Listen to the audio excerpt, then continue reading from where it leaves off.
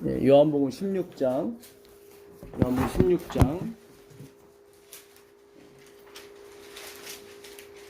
1절 2절 보도록 하겠습니다. 요한복음 16장 내가 이것을 너에게 이름은 너희로 실족하지 않게 하려 함이니 사람들이 너희를 출교할 뿐 아니라 때가 이르면 무릇 너희를 죽이는 자가 생각하기로 이것이 하나님을 섬기는 일이라 하리라. 네, 예수님 그랬어요. 때가 이르면 내가 너희를 실족하지 않기 위해서 이 말을 하는 거다. 분명히 나를 전하게 되면 출교라는 것이 있을 것이다.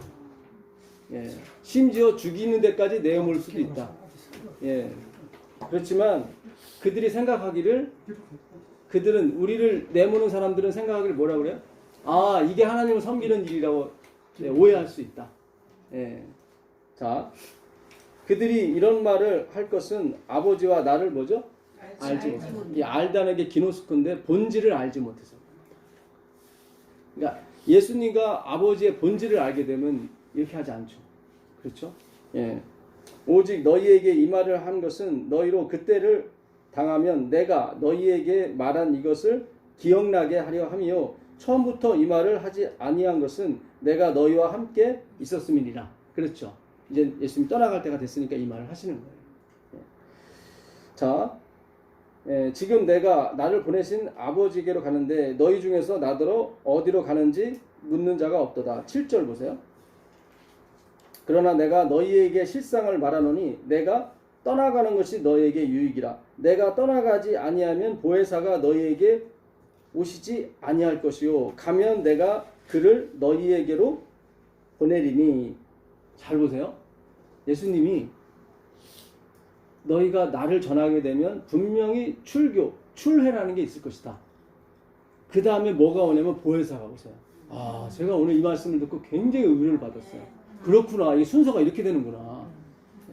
모르겠어요. 제가 성령을 충만하게 받았을 때 무슨 느낌인지 모르겠지만 어쨌든 하나님께서 분명히 말씀하셨거든요. 말씀이 아니면 보혜사가 오지 않으시거든요. 잘 보세요. 그가 와서 죄에 대하여, 의에 대하여, 심판에 대하여 세상을 뭐예요? 책망하라. 그러니까 우리가 싸울 필요가 없어요. 성령이 오셔서 판가름을 해주신다 이 말이에요. 심판은 누가 하신다? 성령께서 하신다. 그러니까 우리가 뭐 싸울 필요 없습니다. 우린 그냥 성경 연구만 계속하면 되는 거예요. 그러면 그분이 죄에 대하여 너희들이 나를 믿은 게 아니다. 의에 대하여는 내가 아버지께로 가미니라.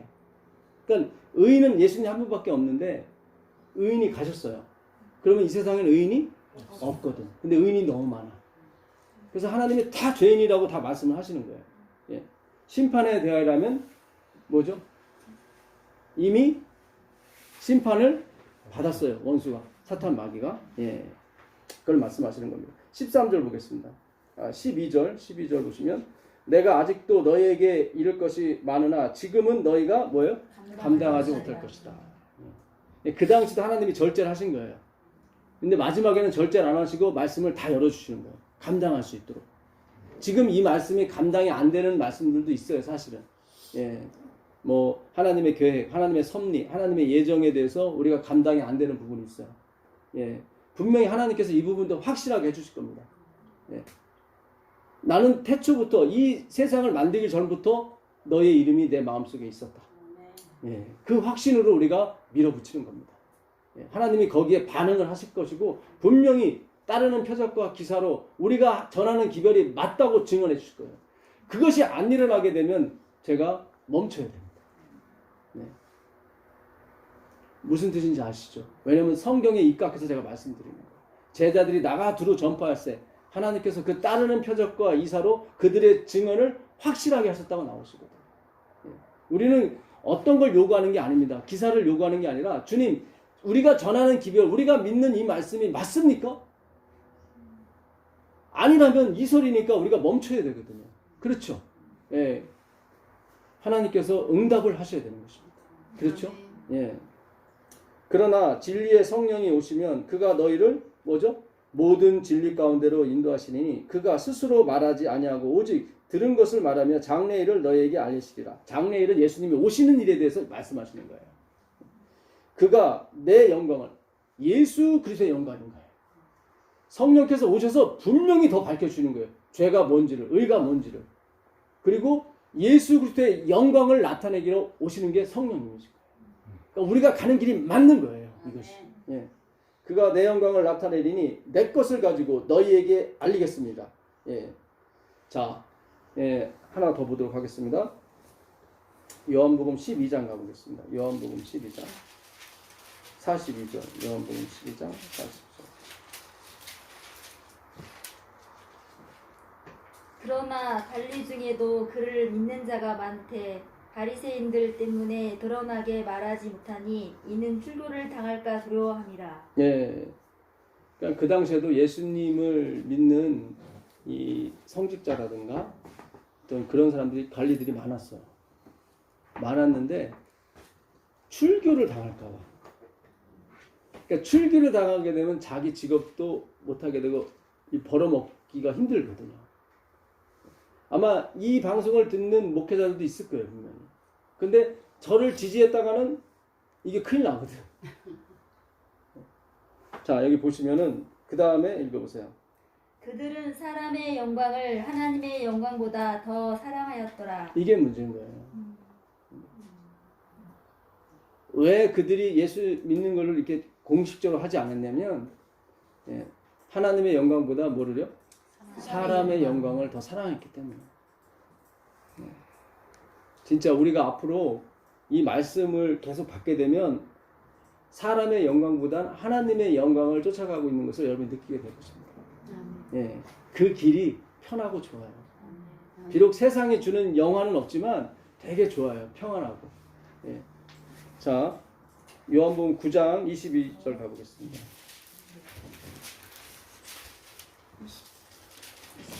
2장, 예, 22절, 9장. 그 부모가 이렇게 말한 것은 이미 유대인들이 누구든지 예수를 그리스도로 시인하는 자는 출교하기로 결의하였으므로 그들을 무서워함이로라. 예, 그러니까 날 때부터 맹인된 사람을 예수님이 이렇게 침을 흙에 이겨서 눈에 발라서 어디요? 실로암 못에 씻으라 그랬단 말이죠. 예, 근데 그날이 무슨 날이었어요? 안식일이었어요. 실로암은 보냄을 받았다 이런 뜻입니다. 그러니까 하나님으로부터 보냄을 받은 자가 누구냐면 예수 그리스도예요. 그러니까 실로암은 예수 그리스도라는 말입니다. 예. 그랬더니 이 바리새인과 이 서기관 장로들이 안식일에 사람을 고쳤다고 그래서 예, 그 부모한테 가서 물어본 거예요. 근데 예수님이 고쳤다고 그러면 출교를 당하니까 본인한테 물어보라고 왜 나한테 물어보냐. 그러니까 부모도 그 당시 출교가 굉장히 무서웠나 봐요, 사실은. 예, 참 이게 우리가 기존 질서에서 나온다는 게 쉬운 일은 아니에요, 사실. 예. 이러므로 그 부모가 말하기를 그가 장성하였으니 그에게 물어보소서 하였더라. 이에 그들이 맹인되었던 사람을 두 번째 불러 이르되 너는 하나님께 영광을 돌리라. 우리는 이 사람이 죄인인 줄 아노라. 그러니까 이 사람이 예수님께 영광을 돌릴까 봐 바로 그냥 하나님께 영광을 돌리자 그런 거예요. 이 사람은 죄인이다. 여러분 나면서부터 맹인된 사람이 자기가 눈을 떴을 때 자기가 맹인된 것을 언제부터 알았을까요? 보게 되었을 때.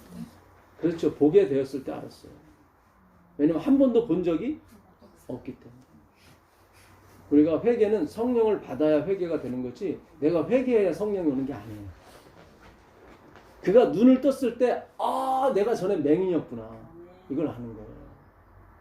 그러니까 지금 우리가 그래요. 저는 죄인이에요. 이거는 그냥 물의 침례예요.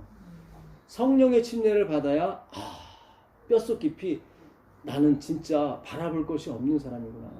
나는 진짜 고장난 사람이구나. 이거를 뼛속 깊이 느끼는 것이 바로 성령의 침례인 것입니다. 예. 우리가 거기로 가셔야 돼요.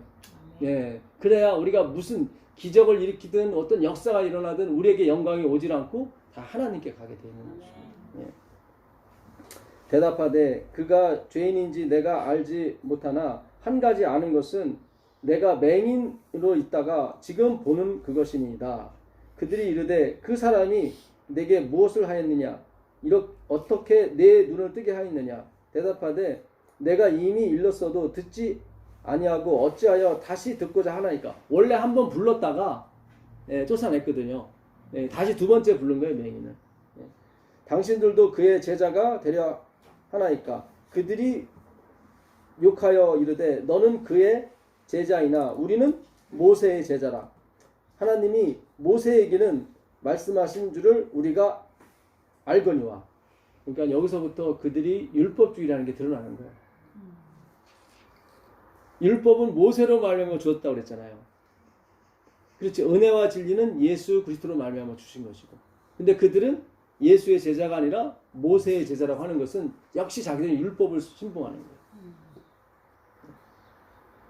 엘렌 화이트 참 좋으신 분이에요. 근데 이분을 너무 신봉하면 안 돼요. 이분이 선지자 맞아요. 우리 전 시간에 배웠잖아요. 율법과 선지자는 다 누구를 가리키는 거예요? 그리스도를 가리키는 도구이지 그거 자체가 목적은 아니라 이 말이죠. 자, 말씀하신 우리가 알거니와 이 사람은 어디서 왔는지 알지 못하노라. 그 사람이 대답하여 이르되 이상하다. 이 사람이 내 눈을 뜨게 하였으되 당신들은 그가 어디서 왔는지 알지 못하는도다. 하나님이 죄인의 말을 듣지 아니하고 경건하여 그의 뜻대로 행하는 자의 말은 들으실 줄을 우리가 아나이다. 창세 이후로 맹인으로 된 자의 눈을 뜨게 하였다 함을 듣지 못하였으니 이 사람이 하나님께로부터 오지 아니하였으면 아무 일도 할 수 없으리이다. 그들이 대답하여 이르되 네가 온전히 죄 가운데서 나서 우리를 가르치려고 하고 이에 뭐죠? 쫓아내어 보내리라. 출교당했죠. 그러니까 예수 그리스도를 증언하니까 창세로부터 눈을 뜨게 한 사람은 없었다. 하나님은 죄인의 기도를 드리지 않으시고 의인의 기도를 들으신다.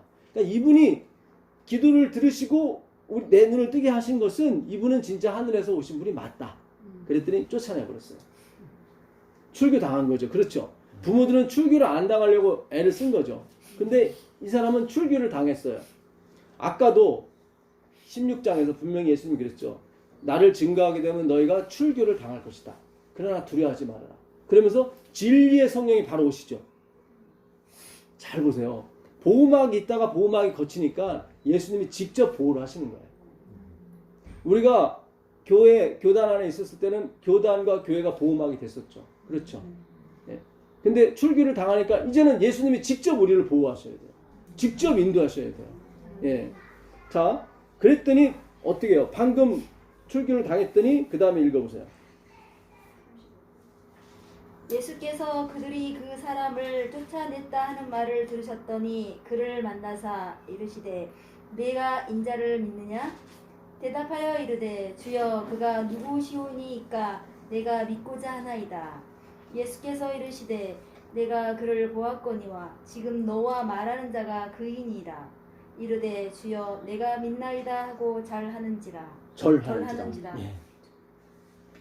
우리도 이랬으면 좋겠습니다. 아멘. 쫓겨났으니까 이제 보호막이 없잖아요. 예수님이 뭐라고 그러세요? 그가 쫓겨났다는 말을 듣고 그에게 가신 거예요. 그리고 말씀하시기를 네가 인자를 믿느냐? 인자가 누굽니까? 하늘에서 보내신 자 예수 그리스도. 네, 내가 그다. 에고 에임이에요. 이게 예흐 아세르 예흐.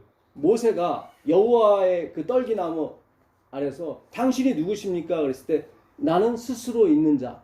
그게 예흐 아세르 예흐. I am who I am. 에고 에임이었어요.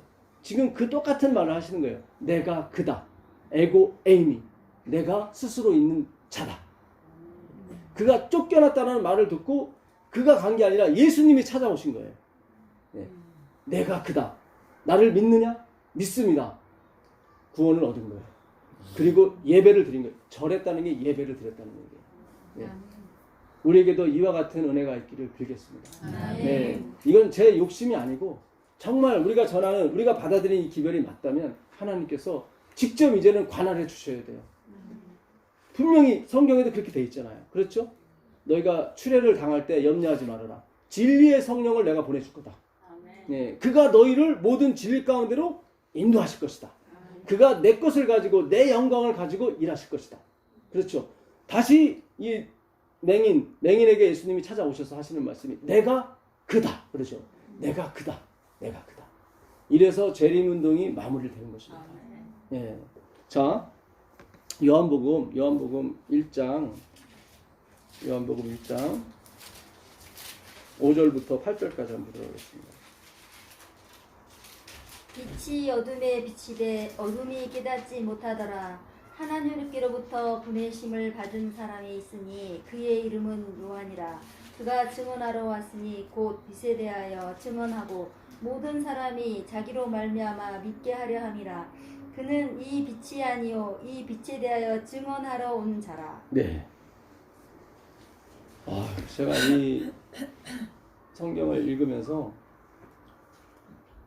하나님께서 참 깨달음을 주셨어요. 우리가 흔히 그냥 읽어 내려가는 그런 건데, 그렇죠? 예수님은 참 빛으로 오셨죠.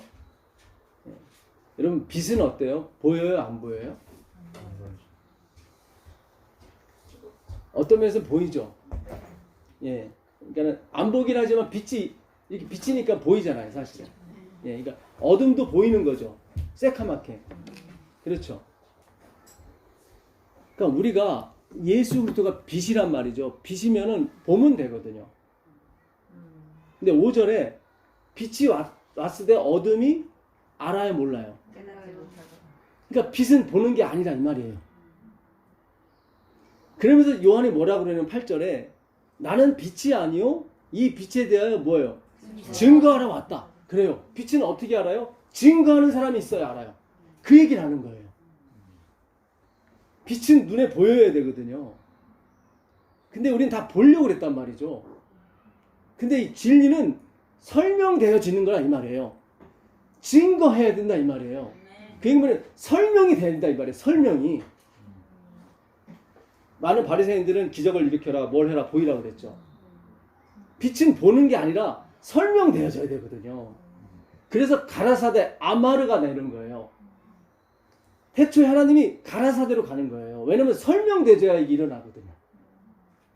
잘 생각하세요. 이게 요 5절과 8절을 집에 가서 다시 한번 읽어보시면서 왜 참빛이 이르는데 그들이 깨닫지 못하더라? 그들은 설명되어지는 그러니까 말씀으로 이해되어지는 그 하나님을 자꾸 요구한 게 아니라 자꾸 기적이라든가 눈에 보이는 것으로 자꾸 몰고 갔단 말이죠.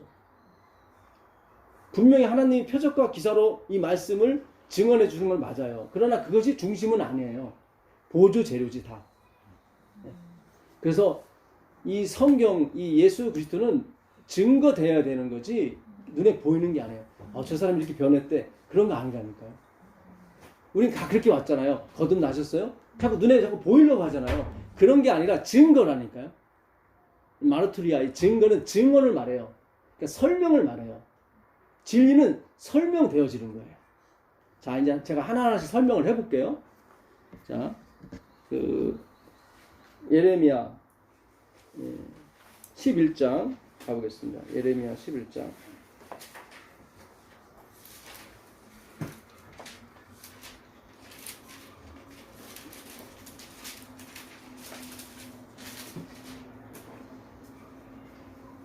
제가 오늘 하면서도 주님 제가 오버하는 거 아닙니까? 주님께서 증거를 안 보여주시면 어떻게 하려고 이렇게 감히 저렇게 막 저도 모르겠어요. 그러니까 요즘은 하나님이 더 앞서가시는 것 같아가지고 얼떨떨해요 저도. 그러나 제가 마음에 감동이 있기 때문에 하는 겁니다. 또 마가복음 16장에도 제자들이 나가 두루 전파했을 때 하나님께서 그 따르는 표적과 기사로 그들이 말하는 걸 확실히 증언하셨다고 나오거든요. 그러니까 저는 말씀에 먹고 말씀을 전하는 사람이기 때문에 하나님께서 일하시는 모습을 보고 싶고 그 말씀에 근거해서 그래서 말씀드리는 겁니다. 제가 뭐 표적과 기사를 쫓아가는 사람이 아니라 무슨 뜻인지 아시죠? 지금은 하나님이 일하실 때가 맞거든요. 그렇잖아요. 우리가 출교를 당하거나 당하면 셈이거든요. 나가라 그랬으니까. 그럼 이제는 하나님께서 직접 방패마이가 되어주셔야 되는 거예요. 마치 그 맹인에게 찾아오신 것처럼. 그러니까 성령께서 반드시 우리에게 어떤 임하심을 나타나셔야 돼요. 그렇죠? 자, 여호와께로부터 에레미야에게 임한 말씀이라. 이르시되 너희는 이 언약의 말을 듣고 유다인과 예루살렘 주민에게 말하라. 이 언약이라는 말은 베리트라는 말이거든요. 하 베리트. 예, 이 베리트는 어서 온 말이면 바라에서 왔습니다. 바라. 태초에 하나님이 천지를 창조하시나도 바라예요. 근데 이 바라가 두 가지 창조하다도 있지만 먹다. 그러니까 내 살과 피를 먹으라 할 때 그 바라. 그러니까 이 베리트 언약은 그 먹다에서 온 말이에요. 그러니까 당신의 죽음을 전제로 언약을 세우신 거예요, 이 말이에요. 창조하다 바라로 가게 되면 재창조를 의미하는 거예요. 이게 말씀으로 재창조가 되는 거예요. 그러니까 이 어원을 살펴보게 되면 복음이 다 들어가 있어요. 이 베리트 언약은 어디서 왔어요? 바라에서 온 거예요. 이 바라는 창조하다는 뜻도 있고 먹다라는 뜻도 있어요. 네. 그러니까 우리가 반드시 그의 피와 살을 먹어야 재창조가 되는 거예요. 네. 이 언약의 말을 듣고 유다인과 예루살렘 주민에게 말하라. 그들에게 이르기를 이스라엘의 하나님 여호와께서 이와 같이 말씀하시되 이 언약의 말을 따르지 않는 자는 뭐죠? 저주를 받으리라. 이 언약은 내가 너희 조상들을 어디죠? 쇠풀무 애굽 땅에서 이끌어낸 날에, 이거 잘 기억하셔야 돼요. 이 언약의 말은 내가 너희를 애굽 땅에서 이끌어내던 날에 그들에게 명령한 것이라. 곧 내가 이르기를 너희는 내 목소리를 순종하고 나의 모든 명령을 따라 행하라. 그리하면 너희는 내 백성이 되겠고 나는 너희 하나님이 되리라. 이거 무슨 언약이에요? 행위 언약이죠. 엘렌 G 화이트는 조건적 언약이라고 그랬죠. 그렇죠. 교육 302페이지에 보게 되면 조건적, 이기는 자에게 내가 생명나무 열매 과실을 먹게 해주겠다고 그랬는데 그건 조건적 언약이었어요. 이겨야만 되는 거였어요. 그렇죠. 근데 이거는 십자가로 어떻게 해요? 다 취소됐다. 이제는 뭐예요? 절대적이고 영원한 무조건적인 언약만이 존재하는 거죠. 십자가로. 그렇죠. 왜냐면 십자가로 다 이루셨으니까. 행위 언약의 요구를 다 이루셨으니까 취소가 되는 거예요. 그러니까 요거는 조건적 언약이고 옛 언약이고 행위 언약인 거예요. 다 똑같은 말입니다. 자, 그럼 에레미야가 이 조건적 언약을 했죠. 네 명령을 다 지켜 순종하게 되면 네가 복을 받게 될 것이고 네가 하나님의 자녀가 될 것이라 그랬죠. 자, 31장 가보세요. 31장 31절. 여호와의 말씀이니라. 보라, 날이 이르리니 내가 이스라엘 집과 유다 집에 새 언약을 맺으리라. 이 언약은 내가 그들의 조상들의 손을 잡고 애굽 땅에서 인도하여 내던 날에 맺은 것과 같지 아니할 것은. 잘 보세요. 아까 에레미야 11장 1절 2절에서는 그랬죠. 3절에 내가 새 풀무 같은 그 애굽 땅에서 이끌어내던 날에 너희와 맺은 언약이다 그랬죠. 그래서 이 말을 잘 지켜 행하면 니들이 뭘 받고 복을 받을 것이다 그랬단 말이죠. 지금 에레미야 11장에서 그 얘기를 했단 말이죠. 근데 에레미야 31장에서는 내가 이제는 무슨 언약? 새 언약을 주겠다. 이걸 뭐라고? 설명되어지는 말씀이라고 하는 거예요. 이스라엘 백성은 이 설명을 못했던 거예요. 이게, 그러니까 우리도 마찬가지. 이게 연결이 안 됐어요. 그래갖고 에레미야 11장 1절, 2절, 3절 가지고 그거 한 절 떼어놓고 설교를 해버리면은 그게 그날은 다 메시지인 거예요. 무슨 얘기인지 아시겠어요? 근데 이것이 설명되지 않으면 이거는 증거가 아니에요. 빛이 아니란 말이죠. 31장 31절까지 가서 설명이 돼야 돼요. 참 성경이 기가 막힌 게 그 11장 3절에 내가 새 풀무 애굽 땅에서 이끌어내던 날에 그 말이 거기에 딱 들어간 게 너무 진짜 우리에게는 영광인 거예요. 왜냐면 여기 새 언약을 주시면서 말씀하시기를 내가 애굽 땅에서 이끌어내던 날 언약과 같지 않다. 같지 않다. 제가 드리는 말씀은 예언의 신을 이제 안 봐도 성경으로서 예언의 신을 다 풀이할 수가 있다 이 말이죠. 그렇죠. 증명이 됐잖아요. 예? 아까 옛 언약은 내가 애굽 땅에서 이끌어내던 날에 맺은 언약이다. 근데 새 언약은 그 언약과 같지 않다 그랬잖아요. 그렇죠. 그러니까 11장 1, 2, 3절이 어떻게 해요? 취소가 되는 거죠. 정확히 예언의 신을 지금 증명하고 있는 거죠. 그렇죠. 예. 아, 참, 야, 이게 기가 막히구나. 그렇구나. 자, 좀만 더 읽어보겠습니다. 내가 그들의 남편이 되었어도, 예, 고전부터 보면, 그들이 내 언약을 깨뜨렸습니다. 여기 나오죠. 말씀이라. 예, 아까 그 언약 11장 1절, 2절, 3절을 깨트린 거예요. 예, 그래서, 아, 너희는 안 돼. 그걸 확인받은 다음에 새 언약을 주시는 거예요. 자, 그 다음 읽어보세요. 그러나 그날 후에 내가 이스라엘 집과 맺을 언약은 이러하니 곧 내가 나의 법을 그들의 속에 두며 그들의 마음에 기록하여 나는 그들의 하나님이 되고 그들은 내 백성이 될 것이라 여호와의 말씀입니다. 아, 여기 나오죠. 아까 보니까 애굽 땅에서 나오던 날에 맺은 언약을 잘 지켜 행하면 너희는 내 백성이 되고 나는 너희 하나님이 될 것이라 그랬단 말이죠. 근데 그거는 이미 취소가 됐고, 그렇죠. 이제 새 언약을 세우는데 이건 뭐냐면 내가 내 법을 너희 속에 두고, 이 나탄이라는 이 동사인데 둔다는 말은 준다는 의미입니다. 그러니까 이사야서 9장 6절에 한 아기가 우리에게 낳고 한 아들을 우리에게 주신 바 그 주심이 나타내요. 둔다는 의미예요. 그러니까 아들을 우리 마음속에 둔다는 말이에요. 그 법을 네 마음속에 둔다는 얘기는 예수 그리스도를 둔다는 얘기예요. 그 말씀을 내 마음판에 새긴다는 말이에요. 이 뜻은. 그러니까 예수님을 우리 안에 둔다는 것을 지금 간접적으로 말씀하시는 거예요. 기가 막힌 거예요. 네. 그래서 예수님이 우리 안에 들어오게 되면 그 언약을 다 성취하십니다. 예. 그래서 특별히 마지막 백성들은 분명히 그 증거를 다 이루세요. 하나님께서. 마르틴 루터는 안식일에 관한 증거는 없었지 않습니까? 그러나 그 의미는 다 가져갔죠. 루터가. 그렇죠? 안식일, 날짜는 안 지켰지만 그 안식일이 주는 의미. 네. 하나님이 안식일을 왜 주셨습니까?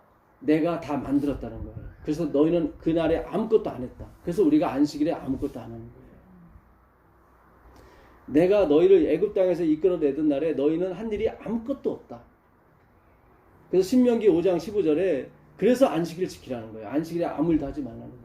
그러니까 이렇게 있으라는 게 아니라 그렇지. 내가 6일 동안 살아가면서 내가 한 것은 있다 없다? 없지. 하나님이 하셨지. 그걸 증거하기 위해서 아무 일도 안 하는 거예요. 진짜 아무 일도 하지 말라는 게 아니라 그 의미를 되새기라는 거죠. 그 의미를 우리 자녀들한테 전해줘야 되는 거예요. 이걸 하나님의 주권이라고 그러는 거예요. 그 주권을 인정하는 게 뭐예요? 안식일이란 말이죠. 날짜는 두 번째예요. 그러니까 그 시간은 두 번째라 이 말이죠. 근데 우리는 의미가 아니라 시간을 계속 밀고 나갔단 말이죠. 그러니까 아이들이 의미를 못 받아들인 거예요. 이거를. 무슨 얘기인지 아시겠어요? 루터는 시간이 아니라 의미를 하나님이 받아들이게 하셨단 말이죠. 네. 오늘 우리가 진짜 예수 안에서 자유하셔야 됩니다. 아멘. 진리 안에서 자유하셔야 돼요. 아멘. 네, 맘 놓고 살아라, 뭐 죄를 져도 된다 그런 의미가 아니에요. 한번 살아보세요. 되나? 마음대로 살았지만 안 돼요. 내가 그리스도와 십자가에 못 박혀 죽었다고 나왔잖아. 못 박혔나니 그렇잖아요. 못 박힌 사람한테는 다 입혀주고 먹여주고 씻어줘야 되는 거예요. 그렇죠? 거기에 복음이 있는 거예요. 그러니까 우리는 아무것도 할 수 없어요. 이것이 우리로 지금 낭떠러지로 떨어뜨리는 게 아니라 우리가 십자가에 못 박힌 사람은 어때요? 아무것도 할 수 없거든요. 그러면 어떻게 해요? 먹여줘야 되고 입혀줘야 되고 씻어줘야 돼요. 그래서 내 안에서 행하시는 분은 누구라? 그 예수 그리스도다. 그분이 다 하시는 거예요. 이것이 경험되어져야 돼요. 그러니까 생각이 먼저 가셔야 돼요. 그럼 하나님이 뒤따라 오세요. 행동이. 예. 반드시 하나님은 자기 종들에게 그 비밀을 알리지 않고서는 결코 행하심이 없거든요. 그 비밀이 그거예요. 너는 십자가에 못 박혔다. 그래서 내가 다 할 것이다. 그 비밀이 먼저 알려지고 그 다음에 하나님이 행하시는 거예요. 그 생각을 어떻게 넣어주시냐면 말씀으로. 이 말씀이 로고스라는 말인데 원래 헬라어의 로고스는 신들의 생각 그런 뜻입니다. 생각. 그러니까 육신에 하나님의 생각이 임하는 것처럼 우리에게도 우리 육신에 하나님의 생각이 임하셔야 돼요. 그래서 지금 우리가 한 예로 샘플로 봤지만 행위 언약이 은혜 언약으로 이렇게 변화되는 과정까지 가야 빛이 되는 거예요. 아멘. 그렇죠? 네, 이렇게 그래야 빛이 돼서 깨달음이 오게 되는 것입니다. 근데 그들은 다 문자적으로 이거를 들었기 때문에 이거를 연결을 못 시켰기 때문에 우리도 마찬가지예요. 150년 동안 계속 헤맸던 것입니다. 예, 반대로 말하면 이제 헤매지 않게 될 겁니다. 왜냐면 증거하고 있으니까. 요한은 빛을 보여주러 온 게 아니라 증거로 왔거든요. 말씀으로 설명이 된다 이 말이죠. 그리스도가. 예. 자, 그 예레미야 23장 1절 33장 16절 한번 보겠습니다. 33장 16절. 그날에 유다가 구원을 받겠고 예루살렘이 안전히 살 것이며 이 성은 여호와는 우리의 의라는 이름을 얻으리라. 예. 여호와는 우리의 뭐예요? 의라. 의예요. 이게 바로 이게 주제예요. 내 의가 아니라 누구? 여호와의 의가 우리의 의예요. 자, 예레미야 23장 가보겠습니다. 예레미야 23장 1절부터 보도록 하겠습니다. 여호와의 말씀이니라. 내 목장의 양떼를 멸하며 흩어지게 하는 목자에게 화 있으리라. 그러므로 이스라엘의 하나님 여호와께서 내 백성을 기르는 목자에게 이와 같이 말씀하시니라. 너희가 내 양떼를 흩으며 그것을 몰아내고 돌보지 아니하였도다. 보라, 내가 너희의 악행 때문에 너희에게 보응하리라. 여호와의 말씀이니라. 내가 내 양떼의 남은 것을 그 몰려갔던 모든 지방에서 모아 다시 그 우리로 돌아오게 하리니 그들의 생육이 번성할 것이며 내가 그들을 기르는 목자들을 그들 위에 세우리니 그들이 다시는 두려워하거나 놀라거나 잃어버리지 아니하리라. 여호와의 말씀이니라.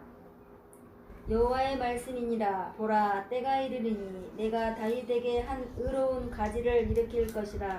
그가 왕이 되어 지혜롭게 다스리며 세상에서 정의와 공의를 행할 것이며 그의 날에 유다는 구원을 받겠고 이스라엘은 평안히 살 것이며 그의 이름은 여호와와 우리의 공이라 일컬음을 받으리라. 예, 감사합니다. 원래 옛날 성경은 여호와 우리의 의라고 돼 있어요. 예, 의가 맞아요. 공의도 맞는데 의가 맞습니다. 예, 그러니까 계속 에레미야는 여호와 우리의 의예요. 내가 한 다윗의 가지를 일으킬 것인데 그가 정의와 공의, 미슈파트, 율법이거든요. 공의는 차다크, 은혜예요. 그러니까 내가 정의와 공의를 행하게 할 것이다. 누가요? 예수 그리스도. 근데 그 전에 있는 목자는 양들을 다 흩었어요. 자, 다윗의 한 가지가 나서 공의와 정의를 행하는데 그가 얘기하는 게 뭐예요? 여호와 우리의 의예요. 그러면 그 위에 있는 목자가 흩은 것은 여호와 우리의 의가 아닌 거죠. 그렇죠? 다 행위로 가는 거죠. 그렇죠? 자, 다윗의 한 가지가 나오는 것은 그가 정의와 공의를 행할 것인데 그의 주제는 뭐냐면 여호와 우리의 의란 말이죠. 그럼 위에서 목자가 양떼를 막 흩었어요. 그러면 그 목자가 양떼를 흩었을 때는 그들은 여호와 우리의 의가 아닌 거예요. 잘 생각하셔야 돼요. 성경을 연구할 때 이렇게 왜 그들이 양떼를 흩었을까? 여호와 우리의 의가 아니었구나. 입술로는 여호와 의라고 그러죠. 근데 실제로 그렇게 해야 된단 말이죠. 실제로. 우리가 성경에서 저 가늠하다 잡힌 여자 아니면 창기가 예수님의 친구였고 구원을 받았대. 이거는 우리가 다 너그럽게 이해를 하고 받아들이는데 내 가족 중에 그것이 있다면 그건 못 받아들인다. 뭐 불나고 막 생각을 해보세요. 내 딸이 창기야? 그럼 막 그냥 열받아서 막 집에 오지 마. 그럴 수도 있단 말이죠. 무슨 얘기인지 아시겠어요? 이게 다 그대로 우리 인생에 받아들여져야 되는 거예요. 오해는 하지 마세요. 하나님이 우리 마음을 그렇게 해주셔야 돼요. 우리가 진짜 하늘만 바라본다면 이 땅에서 잘 되고 잘 먹고 그런 게 문제가 아니에요. 사실은. 우린 다 그쪽으로 간다고요. 내 자녀가 잘 되는 쪽으로 다. 우리가 정말로 조건적인 사랑이 아니었나 생각을 한번 해보셔야 돼요. 그런 게 아니거든요. 물론 내 자녀가 엉뚱한 데로 가면 마음은 아파요. 괴롭고. 그러나 그 고난이 되지 않을 때 고난은 멈추게 돼 있어요. 제가 아는 집사님이 아드님이 PC방을 그렇게 많이 갔대요. 그래서 도시락을 싸줬대요. 그런 부모는 없잖아요. PC방에 빠졌는데 도시락 싸주는 부모님은 없잖아요. 그렇게 도시락 싸주니까 얼마 가다가 안 가더라고요. 네, 어서 오십시오. 네. 제가 참 그 집사님한테 그랬어요. 아, 집사님 PC방에 아들이 PC방에 빠졌는데 도시락 싸주는 부모님은 잘 못 봤습니다. 아, 그렇구나. 저는 예수님의 한 단면을 본 거예요, 사실은. 아, 그렇구나. 네. 그래서 그 아드님이 결국 나중에 PC방 안 가고 정상적인 생활을 하셨다고 그러더라고요. 야, 역시 사랑이 그 악을 이기는구나. 네. 참 우리가 그러니까 진짜 예수님한테 배울 게 너무 많아요. 그렇죠? 예, 아멘이에요. 진짜 우리 예수님을 회복하시는 분이에요. 예수님은 정말로 정죄하는 분이 아니에요. 안아주시는 분이고 싸매주시는 분이고 꺼져가는 촛불을 끄지 않는 분이에요. 상한 갈대를 꺾지 않는 분이에요. 참 착하신 분이에요. 그렇죠? 우리가 그런 분을 믿는 거예요. 예, 이거 지켜라 저거 지켜라 그런 게 아니라 그분이 우리 안에 들어오셔서 다 먹여주시고 씻겨주시고 재워주시고 하는 분이 누구? 예수 그리스도예요. 그걸 우리가 하나님이 반드시 경험케 해주실 것입니다. 예. 자, 그 다음에 신명기 9장 4절 5절 보도록 하겠습니다. 신명기 9장 4절 5절 보시면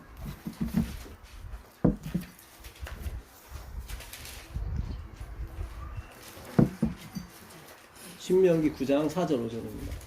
내 하나님 여호와께서 그들을 내 앞에서 쫓아내신 후에 내가 심중에 이르기를 내 공의로움으로 말미암아 여호와께서 나를 이 땅으로 인도하여 들여서 그것을 차지하게 하셨다 하지 말라. 이 민족들이 악함으로 말미암아 여호와께서 그들을 내 앞에서 쫓아내시니라. 네, 감사합니다. 예, 참 하나님께서 하시는 말씀이 뭐냐면 내가 가서 그 땅을 차지함은 내 뭐죠? 공의로 말미암도 아니며 내 마음이 정직함으로 말미암도 아니요. 5절입니다. 그러니까 착각하기 쉽단 말이죠. 그러니까 네가 이 땅을 차지한 게 네 의로 된 거라고 자꾸 착각할까 봐 하나님이 제일 염려하시는 거예요. 왜냐하면 예수님이 우리 안에 들어오시게 되면 우리가 다 율법이 지켜지게 되어 있습니다. 너희가 나를 사랑하면 내 계명을 지키리라 이렇게 되어 있죠. 요게 요한복음 14장 15절인가 그렇습니다. 이거 갖고 많은 목회자분들이 그래요. 봐라 계명 지키라고 되어 있지 않느냐. 제가 이 헬라어를 찾아보니까 너무 기가 막혀요. 너희가 나를 사랑하면은 현재형이고 지키리라는 미래형이에요. 그렇지, 야. 그래서 지키리라는 거예요. 지키라가 아니라 지키리라는 거예요. 기가 막혀요. 이 헬라어를 공부를 해야 돼요. 진짜 우리 목사님들이 공부하셔야 돼요. 히브리어 공부하셔야 돼요. 하기 싫으면 이 방송이라도 들으면 되는 거예요. 네. 네가 나를 사랑하면은 뭐예요? 현재형이에요. 지키리라는 미래형이에요.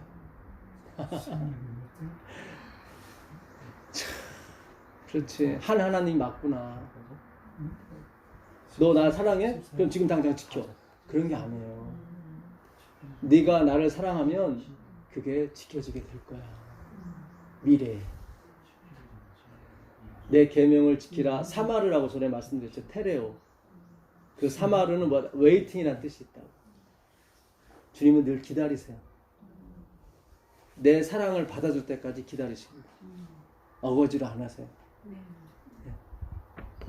참 우리가 너무 하나님을 객관적으로 자꾸 묘사하는 바람에 아 저분은 그런 분이야 이렇게 다 우리도 배우고 가르치고 했단 말이죠. 저는 놀랐어요. 그 사전을 보면서 사랑하면은 현재형이고 지키리라는 미래형이더라고요. 아 참 이분은 시간을 주시는 분이고 어느 집사님 새벽에 일어났는데 눈물이 쭉 나더래요. 쭉 주님 감사합니다. 우리에게 시간을 여유를 주시는 주님 감사합니다. 우리는 당장 지키라고 그러잖아요. 네가 나 사랑하고 당장 지키라. 근데 하나님은 현장으로 쓰지 않고 지키리라는 미래형으로 썼단 말이죠. 걱정하지 마, 내가 지키게 해줄게. 자꾸 그거 갖고 고민하지 마. 참 이 원어를 공부한다는 게 너무 행복합니다. 어쩌면 그러셨을까? 그 요한복음 2장 요한복음 2장 29절 한번 보세요. 아니 24절.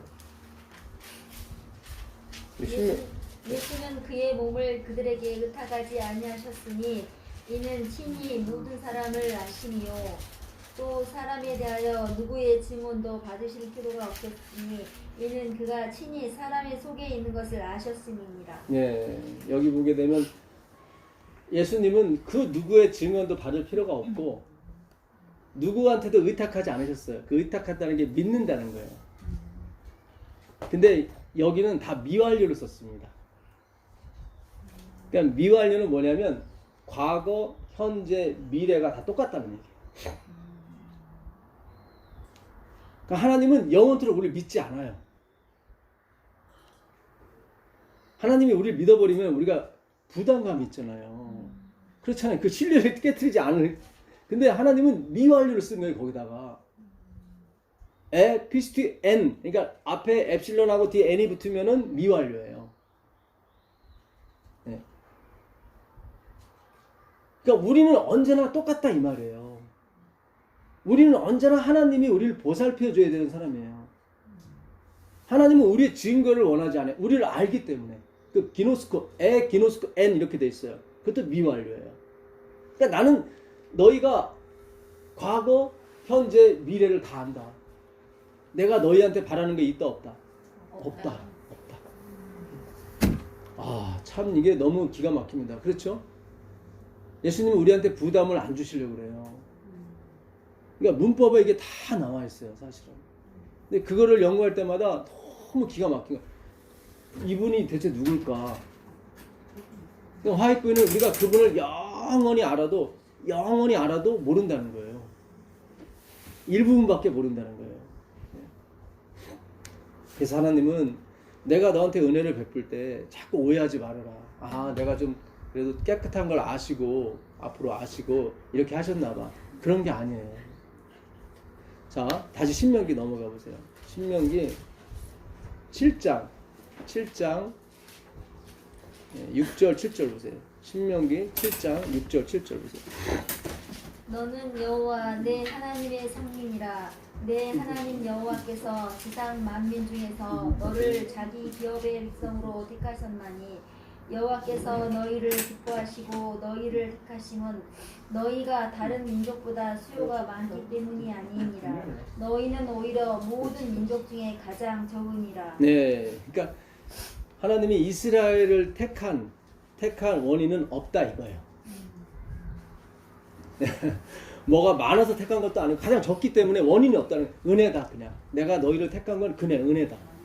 예, 그렇죠. 많았으면은 그게 원인이 됐을 텐데 가장 적은데 택했다고 하는 것은 내가 너희를 택한 이유가 없다는 거예요. 자, 8장 가보세요. 8장 17절 가보세요. 8장 17절. 그러나 네가 마음에 이르기를 내 능력과 내 손의 힘으로 내가 이 재물을 얻었다 말할 것이라. 내 하나님 여호와를 기억하라. 그가 내게 재물 얻을 능력을 주었으니라. 네, 아멘입니다. 하나님은 우리를 잘되게 하길 원하는데 꼭 가게 되면은 내가 뭘 잘 지켜서 이렇게 줬나 보다. 자꾸 착각을 한단 말이죠. 하나님이 두려워하는 게 항상 그거예요. 여호와 우리의 의가 돼야 되는데 처음엔 그렇게 가요. 근데 좀 성공해서 좀 위로 올라가게 되면은 자꾸 착각을 하는 거야. 내가 착한 줄 아시고 하나님이 이렇게 예수 믿게 하셨구나. 이렇게 재물도 주셨구나. 자꾸 착각하는 거야. 하나님이 계속 염려하시는 거예요. 그 8장 2절 3절 한번 읽어보세요. 내 하나님 여호와께서 이 40년 동안에 네게 광야길을 걷게 하신 것을 기억하라. 이는 너를 낮추시며 너를 시험하사 내 마음이 어떠한지 그 명령을 지키는지 지키지 않은지 알려 하심이라. 너를 낮추시며 너를 줄이게 하시며 또 너도 알지 못하며 내 조상들도 알지 못하던 만나를 내게 먹이신 것은 사람이 떡으로만 사는 것이 아니요 여호와의 입에서 나오는 모든 말씀으로 사는 줄을 내가 알게 하려 하심이니라. 네, 아멘. 이게 해석이 잘 안 됐었어요. 그래갖고 하나님이 먹을 것 같고 장난치는 분처럼 생각을 했어요. 내 말 잘 들으면 먹을 거 주고 계명 안 지키면 먹을 거 안 주고, 그런 개념이 아니에요. 이거는 그런 개념이 아니라, 이들이 우리가 애굽에 있었을 때는 마늘도 먹고 고기도 먹고 파도 먹고 좋았는데, 차라리 그 고기 까마 옆에서 죽었으면 좋았을 것을 괜히 이런 것도 주지 않고 예배 드리라고 하니까 우리가 어떻게 예배를 드려? 그래서 하나님이 그래? 니들한테 고기를 주고 먹을 거 주면 너희들이 나한테 예배할까? 하고 시험을 하신 거예요. 진짜 고기를 왕창 줬어요. 먹을 거 왕창 줬어요. 예, 매출하게 엄청 줬어요. 그랬더니 이들이 율법을 지켜야 안 지켜요? 안 지키더라고요. 거기서 자기들이 한 말이 있었는데, 이거 주면 지킨다고 그랬는데 못 지키게 되니까 어때요? 창피하고 부끄럽죠. 낮추신 거예요. 그런 차원의 말씀이에요. 아, 그렇구나. 먹을 거 준다고 이게 지켜지는 게 아니라 뭐예요? 아, 말씀으로 사는 거구나. 말씀이 와야 내가 이거를, 그 말씀이 누구예요? 그리스도잖아요. 무슨 얘기인지 아시겠어요? 그러니까 자기 자신을 믿으시면 안 돼요. 하나님이 이거 주시면 내가 이거 할게요. 그거 언발에 오줌 누기시게요. 얼마 못 가요. 예. 옛날에 저희 어머니가, 제 친구들이 다 서울로 유학 갔거든요. 저도 유학 갔고. 근데 친구들은 공부를 잘해서 다 뭐 1등, 2등 한다고 막 소식이 오니까, 제가 내려가면 엄마가, 아버지가 그랬어요. 아이고, 옆에 누구 개똥이네는 1등 했다고 왔다고 하는데, 나한테 막 스트레스 되는 거예요. 그러니까 하루는 제가 기도를 했어요. 주님, 주님이 저 1등 안 시키면 이 고향에 안 내려올 겁니다. 그리고 어머니한테, 아버지한테 얘기를 했어요. 제가 1등 안 하면 안 내려올 거라고. 근데 1등이 쉽지가 않잖아요. 어떻게 서울에서 1등을 해요. 아이고, 그다음부터 부담이 얼마나 되는지. 근데 막 열심히 기도하고, 하여튼 뭐 안 되는 공부지만 열심히 했죠. 근데 실제로 1등을 했어요. 네. 예, 근데 그것도 공동 1등인데, 제가 1등이 된 게, 그 친구가 국어 점수가 저보다 한 문제가 더 틀린 거야. 그러니까 똑같은 동점이 나왔을 때는 국영수 수준으로 가거든요. 제가 국어 점수를 제일 망쳤는데 그 친구는 더 망쳤더라고. 그러니까 그리고 나서 엄마가 너 1등하면 내가 교회 나가겠다고 하셨거든요. 교회 딱 2번 나가고 안 나가셨어요. 그러니까 그렇게 되는 게 아니에요. 그러니까 하나님한테 자꾸 조건적 약속을 하시면 안 돼요. 그런 나를 신뢰하는 거거든요. 우린 신뢰할 대상이 아니에요. 예. 그리고 하나님의 사업은 절대로 돈으로 하는 거 아닙니다. 예. 다시 한번 말씀드리지만, 돈 많이 버시면, 예, 많이 쓰시고 불쌍한 사람 도와주시고 그걸로 자꾸 하나님 사업을 하려고 하시면 안 돼요. 왜냐면 그렇게 되면 하나님의 능력이 사라지고 돈의 능력이 이 교회를 감싸게 돼요. 지금 오늘날 교회가 다 망가지는 이유가 다 그 돈의 능력을 쫓아다녀서 그래요. 아, 그럼 내가 이 돈으로 하나님 사업을 할 수 없다면 굳이 많이 벌을 필요 없겠네. 그렇죠. 무슨 얘기인지 아시겠어요? 그러니까 이 돈에 시험이 들어서 교회 이렇게 못 나오고 신앙이 떨어지는 분이 굉장히 많았었어요. 그렇게 가지 마세요. 그렇게 안 가게 되면 하나님이 또 넉넉하게 주세요. 자꾸 이걸 가지고 하나님 사업하려고 그러면 하나님이 못 주세요. 왜냐면 그게 신이 돼버리니까. 무슨 얘기인지 아시겠어요? 하나님 되게 좋으신 분이에요. 네. 자, 네. 우리 히브리서 10장 26절 가보겠습니다. 네. 이 말씀이 잘 풀리지 않는 말씀인데,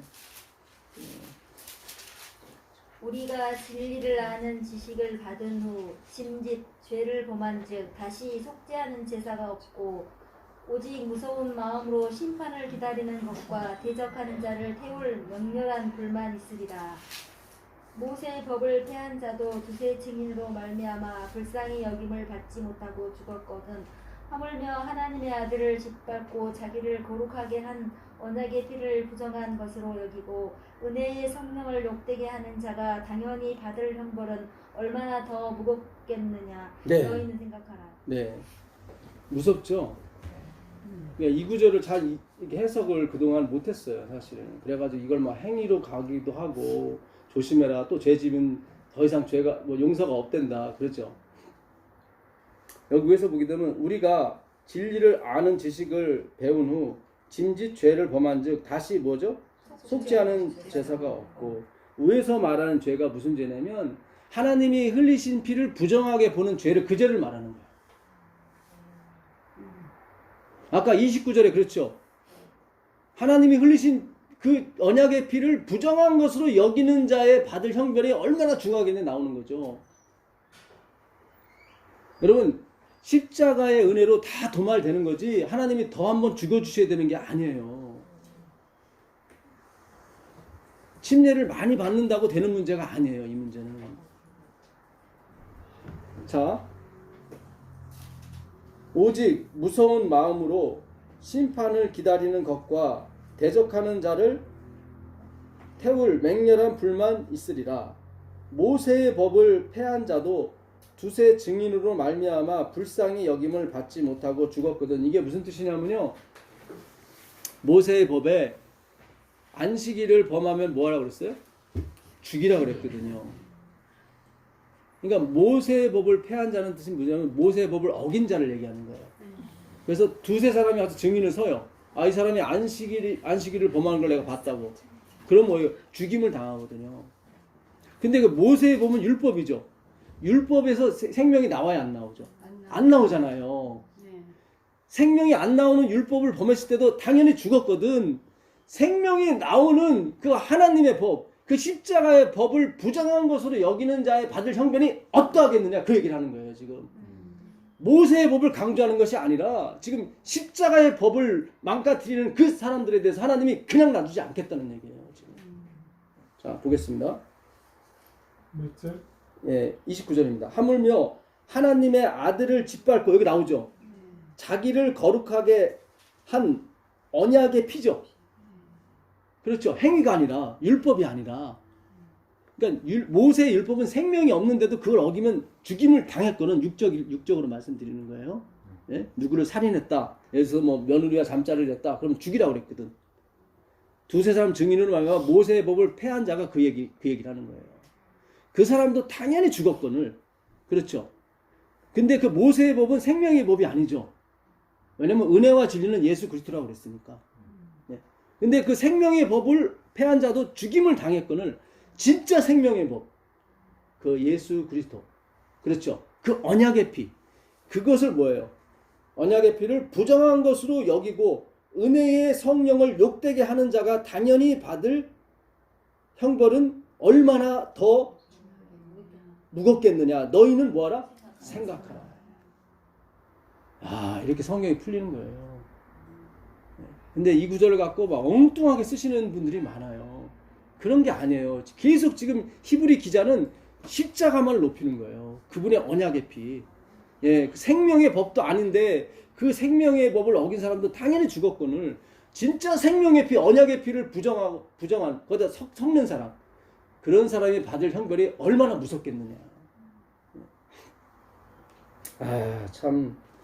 예, 원수 갚는 것이 누구에 있어요? 내게 있으니 너희는 가만히 있으라.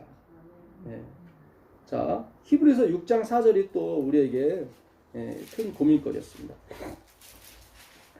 한 번 빛을 받고 하늘의 은사를 맛보고 성령에 참여한 바 되고 하나님의 선한 말씀과 내세의 능력을 맛보고도 타락한 자들은 다시 새롭게 하여 회개하게 할 수는 없나니 이는 그들이 하나님의 아들을 다시 십자가에 못 박아 드러내놓고 욕되게 함이라.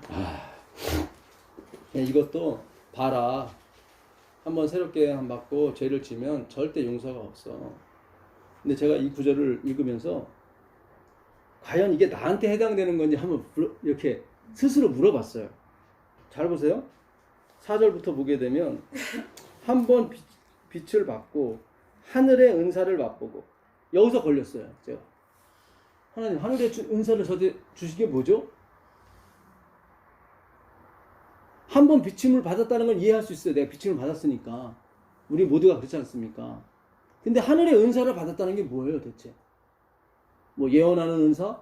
아니면 뭐 병을 고치는 은사? 그런 건 없잖아요. 그렇지 않습니까? 예. 자, 그 다음에 성령에 참여한 바 되고, 성령에 참여한 바 되고, 그 다음에 하나님의 선한 말씀과, 그 다음에 뭐예요? 내세의 능력. 여기서 또 결정적으로 걸렸어요. 내세의 능력이 내가 맛봤어요? 안 봤어요? 아직 난 솔직히 못 봤거든요. 이건 사탄을 가리키는 거예요. 사탄과 그의 자녀들. 사탄은 마귀를 가리키는 거예요. 왜냐하면 그 다음 구절에 그 설명해줘요. 맛보고도 타락한 자들은 다시 뭐예요? 새롭게 하여 회개할 수 없나니 이는 그들이 하나님의 아들을 뭐예요? 다시 십자가에 못 박아 욕불. 그러니까 십자가 한 번 갖고는 안 된다는 식이죠. 그럼 사탄이 아까 얘기한 거 똑같은 거예요. 십자가를 하나님이 한 번 죽으신 그걸로 다 이루신 것을 부정하는 거예요. 그게 행위로 만나예요. 무슨 얘기인지 아시겠어요? 위의 구절을 다 만족시키는 사람은 사탄, 마귀, 루스벨밖에 없어요. 내세의 능력을 맛보고 이런 사람은 하늘의 은사를 보고 비침을 받고 이 사람은 루스벨밖에 없어요. 그에 따르는 무리들. 그들이 주장하는 게 뭐예요? 예수님을 2번 못 박는 거예요. 한 번 갖고는 안 된다는 거죠. 하나님의 죽음을 다 100% 안 받아들이는 거예요. 아, 그래도 내가 뭔가 조금 해야지. 그런 사상은 더 이상 용서가 없어요. 그 얘기를 하는 거예요. 그런 사탄이 주는 생각들이에요. 무슨 얘기인지 아시겠어요? 아까 10장 26절도 그러잖아요. 하나님의 아들을 짓밟고 그 언약의 피, 우리를 거룩하게 한 언약의 피를 부정하다 한 자는 받을 그 형벌을 어떻게 감당하겠느냐 그러죠. 그건 사탄의 무리죠. 그렇죠. 예수님의 십자가의 보혈을 전혀 인정을 안 하잖아요. 그리고 인정하더라도 조금 뭘 섞는다든가 자꾸 그러잖아요. 그렇죠. 이거 우리가 나아갈 방향을 계속 가르쳐 주는 거예요. 100% 그분의 은혜에 참여를 하라는 거예요. 그렇지 않고 주님 한 번 더 죽어주셔야 제가 더 이렇게 새롭게 될 것 같아요. 자꾸 자기 행위의 근거를 삼으니까 자꾸 자기가 못마땅한 거예요. 우리는 예수의 보혈에 완전히 만족을 하셔야 돼요. 그러니까 우리가 예수님을 자꾸 대충 알고 곁다리로 알기 때문에 자꾸 빠져나오는 거예요. 행위로 가는 거예요. 계속 이 길로 가보세요. 분명히 하나님의 약속을 이루세요. 내 십자가로 내가 흘린 보혈로 충분하다. 지금 왜 하늘 지성소에서 예수님이 나의 피 하시겠어요? 100% 나의 피로 오는 사람이 있어요, 없어요? 없어서 그러는 거예요, 지금. 지금 우리도 알게 모르게 행위에 대한 사상이 조금 남아있어요. 많이 남았어요. 많이 남았어요. 사모님 맞아요. 그러니까 내가 이대로 살아도 구원 받겠나? 이게 뭐예요? 그분의 십자가를 부정하는 거예요, 사실은. 잘 생각하셔야 돼요. 우리가 예수님의 십자가의 은혜로 펄펄 뛰면 다녀야 돼요, 사실은. 구원이 확정된 거거든요. 취소될 수 없는 구원이거든요. 뺏고 그런 게 아니에요, 이거는. 그 에베소 2장 6절 한번 가보세요. 에베소 2장 6절 가보시면 에베소 예. 또 함께 일으키사 그리스도 예수 안에서 함께 하늘에 앉히시니 네, 감사합니다. 누구를요? 구원받은 백성 우리를. 근데 앉히시니가 과거예요. 근데 부정 과거예요. 부정 과거는 과거에 딱 한 번 하는 행동을 부정 과거라. 부정 과거는 과거에 딱 한 번 행동하는 과거예요. 그러니까 하늘에 이미 우리를 뭐 했어요? 앉히셨어요. 근데 부정 과거에 한 번 딱 앉히신 거예요. 그러니까 취소가 없는 거예요. 여러분, 이 말씀이 우리 가슴으로 내려오게 되면 우리가 이 생에서의 어떤 걸 원치 않아요. 엘렌 지 화이트 그러잖아요. 하늘을 보고 와서, 하늘에 있는 자기를 보고 와서 무덤을 보고 아, 저 사람이 부럽다고 그러잖아요. 그 좋은 미국, 살기 좋은 미국이 다 사랑이 없는 것으로 보이는 거예요. 여러분, 우리가 이 말씀을 공부하는 게 거기까지 가야 되는 거예요. 골로새서 1장 13절 가보세요. 골로새서 1장 13절 가보시면 그가 우리를 흑암의 권세에서 건져내사 그의 사랑의 아들의 나라로 옮기셨으니 네. 옮기셨으니죠. 이것도 뭐죠?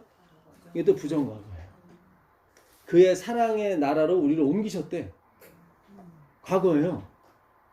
그러니까 취소될 수가 없다 이 말이죠. 하나님이 아브라함에게 나타나서 너에게 아들이 있을 것이다라 얘기 안 하고 있었다고 얘기하셨어요.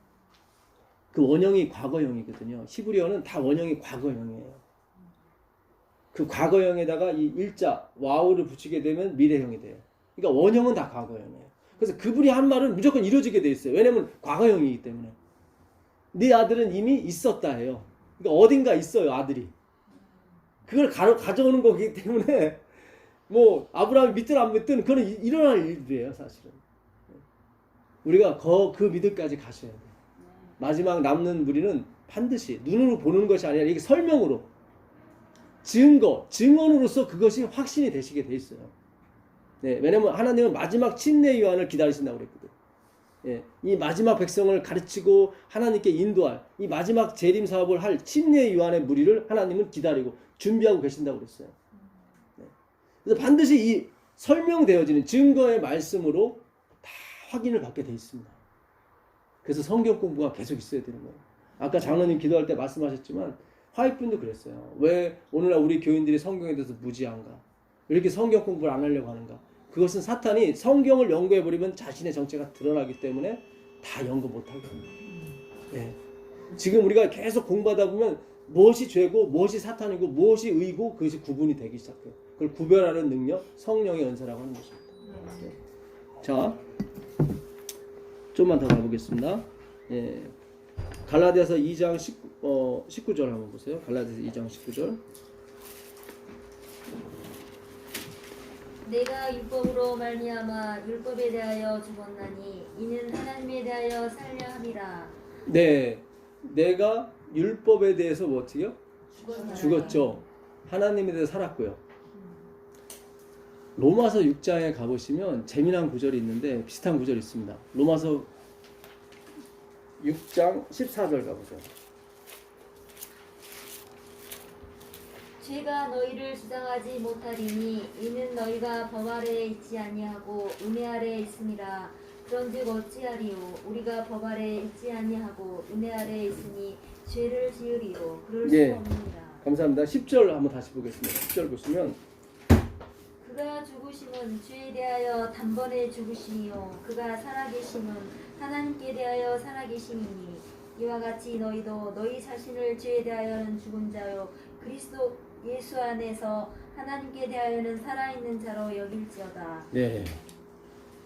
아까 우리가 율법에 대해서 죽었다고 나오죠. 근데 여기서는 너희가 죄에 대해서 죽었다고 나오죠. 요걸 하나님이 비교하라는 거 저보고. 그러니까 율법에 대해서 우리가 죽었어요. 또 죄에 대해서 죽었어요. 이 구절을 가지고 자꾸 행위로 가시는 분들이 있어요. 이 설명을 하시는 분들이 봐라 이렇게 우리 죄에 대해서 죽었는데 우리가 막 이렇게 나오잖아요. 근데 참 제가 이걸 원문을 보면서 10절에 그가 죽으심은 죄에 대하여 단번에 죽으심이요 그가 살아계심은 하나님께 대하여 살아계심이니 이와 같이 너희도 너희 자신을 죄에 대하여 죽은 자요. 그 위에 있는 죽음과 밑에 있는 죽음이 틀려요. 그러니까 예수님이 참 재밌어요. 10절에 그가 죽으심은 죄에 대하여 단번에 죽으시며 그분도 죄에 대해 죽었죠. 근데 앞에 죽음은 아포드네스코라고 그래요. 아포드네스코. 아포는 절대적일 때 쓰는 말이에요. 그러니까 예수님은 절대적으로 죽었어요. 죄에 대해서. 드네스코가 죽다는 말이거든요. 다나토스에서 온 말인데 너희가 정령 죽으리라 할 때 그 다나토스예요.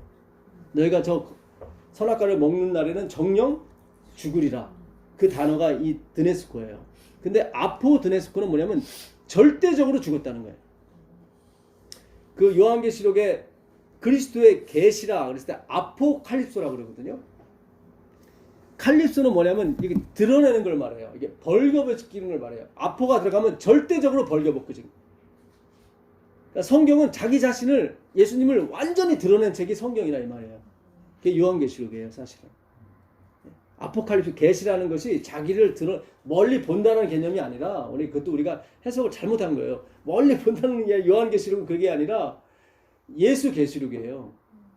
그러니까 요한계시록 하게 되면 요한이 멀리 봤다 아니야 그런 뜻이 아니라 요한계시록 해버리면 그 뜻 자체가 뭐냐면 요한이 발가벗기지다 그런 뜻이에요. 그럼 말이 안 돼. 요한이 그러면 구세주가 아닌데. 그래서 예수 계시록이 맞는 거예요, 사실은. 예수님이 자기 자신을 완전히 드러낸 책이 뭐예요? 요한계시록이에요. 그러니까 여기서 그가 죄에 대해서 죽으시면 뭐예요? 완전히 죽으신 거예요. 예수님이 우리의 죄를 가지고 완전히 죽으신 거예요. 절대적으로. 근데 뒤에서 우리가 죄에 대해서 죽었다고 하는 것은 이건 네크로스예요. 네크로스. 그 요한복음 5장 25절 한번 가보세요. 요한복음 5장. 진실로 진실로 너희에게 이르노니 죽은 자들이 하나님의 아들의 음성을 들을 때가 오나니 곧 이때라 듣는 자가 살아나리라. 네, 여기서 죽은 자 이거 네크로스거든요. 사전에 이렇게 됐어요. Have a sigh. 그러니까 사이는 한숨이거든요. 하나의 숨. 그러니까 하나의 숨만 가지고 있는 사람을 죽었다고 그래요. 그러니까 정확히 말하면 살아있으나 죽은 자를 말해요. 그러니까 무덤에서 막 일어나는 게 아니라 다 살아있어요. 전 세계 사람 다 살아있지만 사실상 하나님 봤을 땐 죽은 자예요. 하나의 숨만 남았어요. 그러니까 그 숨만 한숨 쉬면 죽는 거야. 그러니까 죽은 거랑 다름없죠. 하나의 숨밖에 안 남았으니까. 그러니까 우리가 하나님 봤을 땐 그런 존재들이에요, 사실은. 네. 근데 아까 너희가 죄에 대해서 죽었다고 했을 때 아포 드레스콜 쓰지 않고 이 네크로스를 썼어요. 그렇구나. 우리는 형식상으로만 죄로 죽은 거지 사실 죄로 죽은 게 아니에요. 그 얘기를 하고 싶은 거예요. 예수님만이 아포 드네스코고 우리는 여전히 죄를 짓는 거예요. 그래서 아까 11절에 너희가 여길지어다로 나오는 거예요. 다시 로마서 6장 11절로 가보시면 로마서 6장 이와 같이 너희도 너희 자신을 죄에 대하여는 죽은 자요 그리스도 예수 안에서 하나님께 대하여는 살아있는 자로 여길지어다. 예, 그러니까 이 눈에 아무 증거 아니 보여도 우린 믿음으로 가야 되는 거예요. 아멘. 왜냐하면 죄에 대해서 우리는 죽은 척하고 있는다 그 얘기예요. 네크로스는 죽은 척하고 있는 걸 네크로스라고 그러는 거예요. 예수님이 오실 때까지 우리는 다 죽은 척하고 있는 사람들이에요. 실제로 우리가 선행을 행하거나 그럴 수가 없어요. 잘 생각하세요. 여러분들에게 제가 어떤 방조죄를 막 일으키는 게 아니에요.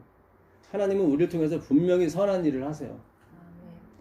우리 나중에 성령이 내려오시면 진짜 내 재산을 다 팔아서 나눠줘도 끄떡하지 않는 내 자신의 영광을 돌리지 않는 그런 사람이 되게 돼 있습니다. 왜냐면 하나님 열매를 거두시거든요. 그때도 항상 생각하셔야 돼요. 아, 나는 죄에 대해서 뭐다? 아포 드네스코가 아니라 네크로스. 죽은 척 하는 사람이야. 하나님이 포장을 잘 해줘서 아포 드네스코처럼 완전히 죽은 사람처럼 보이게 해주는 것 뿐이지 아직 내 안에 살아있는 거예요. 항상 그거를 명심하셔야 돼요. 이건 언제 사라지냐면 예수님이 이 땅에 오실 때 사라져요. 오실 때. 그래서 우리는 엄청난 일을 기적과 표적을 막 나를 통해서 일어날지라도 우리는 늘 담대하셔야 돼요. 내 안에 뭐예요? 네크로스 있다는 거예요. 죽은 척하고 있는 거예요. 죄들이 다. 네. 근데 사실은 살아있는 거예요. 물론 한숨만 있는 거죠. 요 숨이 지나가면 죄는 죽어요. 근데 아직은 살아있어요. 그걸 너희가 죄에 대해서 뭐 했다? 죽었다고 나오는 거예요. 네. 그러니까 율법에 대해서 죽었다고 하는 얘기는 저번에 설명했지만 내가 율법을 지켜서 구원 얻는 쪽으로 가는 건 죽은 거예요. 왜요? 죄가 아직은 죽은 척하고 있기 때문에. 그러니까 내가 율법을 완전히 지켜도 내가 완전히 지켰다고 얘기하시면 안 돼요. 잘 생각하셔야 돼요, 여러분.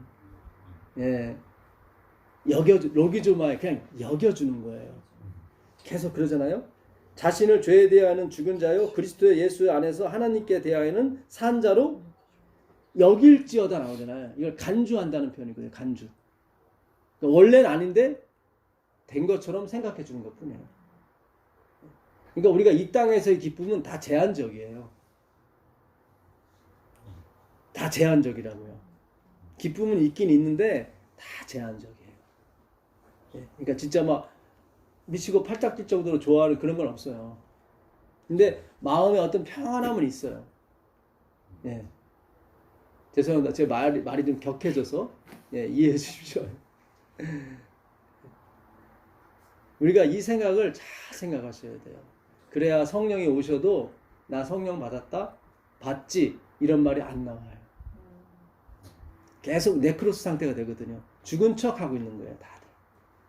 다니엘도 마찬가지고 요셉도 마찬가지고 그 안에 다 죽은 척 네크로스가 된 거예요, 다. 그래서 그 어떤 위인도 자기를 의인이라고 한 사람이 있어요, 없어요? 없어요. 없어요. 그러니까 이거는 성경을 연구해서만이 내 자신을 알 수가 있어요. 그래서 우리가 앞으로 하나님이 우리를 통해서 엄청난 착한 일을 많이 하실 거예요. 왜냐면 우리가 맞다는 것을, 우리가 전하는 기별이 맞다는 걸 하나님이 증명을 해 주셔야 되거든요. 근데 우리는 항상 말씀 속에 살아있기 때문에 아 그렇지 나는 죄에 대해서 죽은 자지. 뭐예요? 죽은 척 하는 자예요. 정확히 말하면.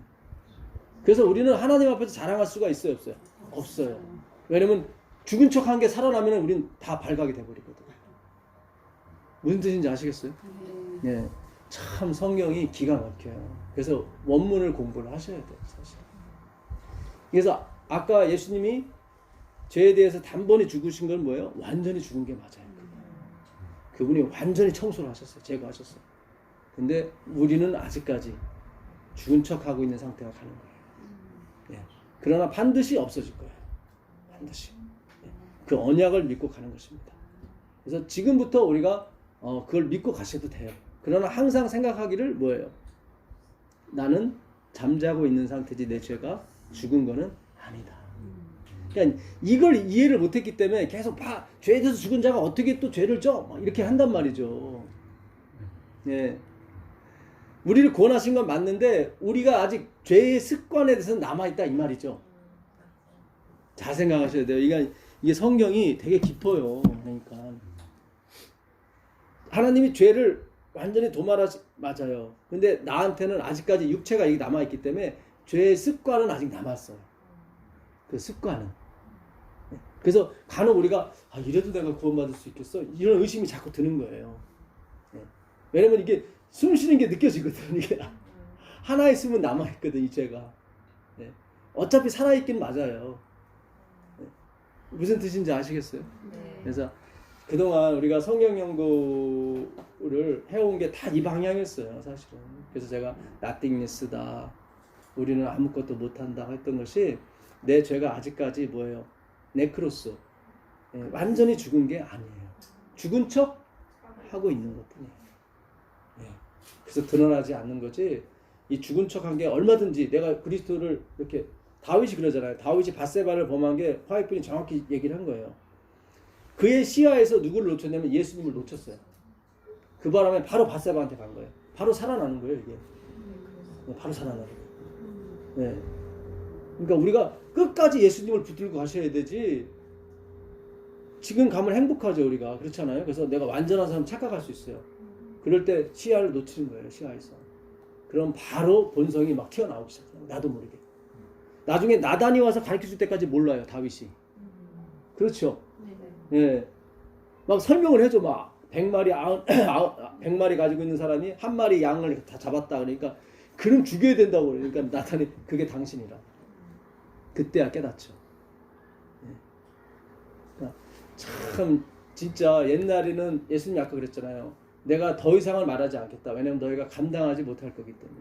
근데 이제 우리가 감당하지 못할 것까지 하나님이 우리한테 주시는 거예요. 지금 말씀으로. 기가 막힌 겁니다. 자, 조금만 더 하고 우리가 마치겠습니다. 로마서 2장 13절 한번 보세요. 로마서 2장 13절. 하나님 앞에서는 율법을 듣는 자가 의인이 아니요 오직 율법을 행하는 자라야 의롭다 하심을 얻으리니 율법 없는 이방인이 본성으로 율법의 일을 행할 때에는 이 사람은 율법이 없어도 자기가 자기에게 율법이 되나니 이런 것 이들은 그 양심이 증거가 되어 그 생각들이 서로 혹은 고발하며 혹은 변명하여 그 마음에 새긴 율법의 행위를 나타내느니라. 예. 우리가 이것도 해석을 못 해가지고 그동안 제가 옛날에 어떻게 배웠냐면 율법 없는 사람들은 양심이 율법이 돼서 다 지킨다. 다 행위로 갔어요. 다 이렇게. 그래서 그런가 보다. 그게 아니에요. 국문학적으로 좀만 연구만 해도 율법의 일이 다 지키는 쪽이 아니라 송사하는 일이라는 걸 알게 할 수가 있어요. 율법으로는 하나님 앞에 의롭다 하실 육체가 하나도 없다 그랬어요. 그러면서 율법으로는 죄를 깨달음이라 로마서 3장 20절에 나와 있잖아요. 그렇죠? 그러니까 율법이 하는 일은 뭐예요? 깨닫는 거, 송사하는 거예요. 고소하는 거예요. 그래서 율법은 모세로 말미암아 주신 것이요. 예. 그러면서 요한이 그러잖아요. 내가 너희를 예수님 그러잖아요. 내가 너희를 고발할까 염려하지 마라. 고발하는 이가 따르고 있는데 너희들이 바라는 바로 모세가 너희의 고발자다. 왜냐하면 모세는 누구 역할? 율법의 역할을 하는 사람이거든요. 그러니까 모세가 그리스도가 아니에요. 그리스도께 안내하는 모학 선생이지. 은혜와 진리는 누구예요? 예수 그리스도예요. 그리스도가 마지막 종점이에요. 근데 율법의 일이 뭐냐면 지키는 쪽이 아니라 뭐예요? 송사하는 거예요. 여기 읽어볼게요. 네. 그게 13절이니까 이런 이들은 그 양심이 증거가 되어 그 생각들이 서로 뭐죠? 혹은 고발하며 혹은 변명하여 그 마음에 새긴 율법의 행위를 율법 행위가 그거예요. 고발, 고소. 그러니까 13절에 하나님 앞에서는 율법을 듣는 자가 아니라 행하는 자다 얘기한 것은 이스라엘 백성을 다 죄인으로 몰기 위해서 얘기하는 거예요. 너희들 율법 다 지켜? 진짜 다 지켜? 그런 얘기인 거예요. 하나님 앞에서는 진짜 너희 얼굴 들려면 율법 다 지켜야 돼.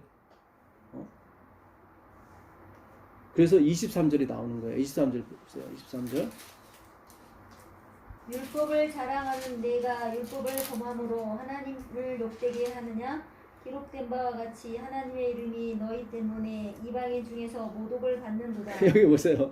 율법을 가르치고 지키라고 가르치는 내가 율법의 용대 잘못 그래서 그런 거다. 그들은 다 뭐로 가르쳤어요? 지키라고 가르쳤단 말이죠. 그랬더니 바울이 뭐라고 그래요? 야, 지키라고 맨날 가르치면서 너는 율법을 범하냐? 네 마음속에는 탐심은 어떻게 하려고? 그 얘기인 거예요. 진짜 하나님 앞에 서려면 율법을 다 지켜야 되거든. 근데 율법의 일이 지키는 쪽이 아니라 뭐예요? 고발하는 쪽이라니까요. 송사. 네 안에 지금 뭐가 잠자고 있어? 죄가 잠자고 있어.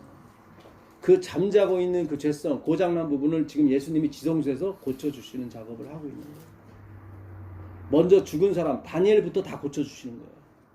그 다음에 마지막으로 살아있는 우리에 대해서 고쳐주시는 것입니다. 근데 그걸 언제 내려주시냐면 예수님이 재림하실 때 똑같이 내려주시는 거예요.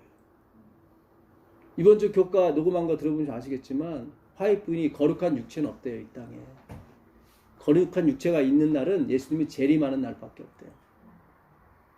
거룩한 육체가 없다는 것은 우리가 계속 죄를 지은다는 얘기예요. 그걸 인정하셔야 돼요. 하나님이 요구하는 수준을 늘 생각하셔야 돼요. 인간의 도덕과 윤리에 비춰서 자신의 행동을 비춰보시면 안 되고 하나님이 요구하시는 수준을 보셔야 돼요. 그래서 율법을 한없이 높아져야 되는 거예요. 그래서 바울이 로마서 3장 31절에 율법을 폐하느뇨? 그럴 수 없으니라. 더 굳게 세우니라. 지키라는 쪽이 아니라 고발하는 쪽으로. 이거를 세우면 세울수록 더 그리스도가 필요하거든요. 그러니까 율법을 낮추는 바람에 우리가 막 도전을 해버린 거예요. 아니에요. 예. 사실 십계명은 다 주관적이지 객관식이 아닙니다. 그렇잖아요. 간음하지 말라. 그게 객관식이 아니잖아요. 뭐가 간음인지 어떻게 없잖아요. 부모를 공경하라는 게 어느 수준까지 공경인지는 모르잖아요. 다 주관적이에요. 그러니까 주관적인 걸 채울 수가 없어요. 그러니까 평가하는 사람 마음인 거예요. 그러니까 한없이 큰 게 뭐예요? 율법이에요. 주관식이기 때문에. 객관식은 찍으면 되잖아요. 이건 찍을 수가 없는 거예요. 주관식은. 그러니까 그 계명 자체가 이미 주관식이기 때문에 우리가 덤빌 수가 있는 계명이 아니에요. 네. 잘 생각하셔야 돼요. 우리가 예수님께서 그랬거든요.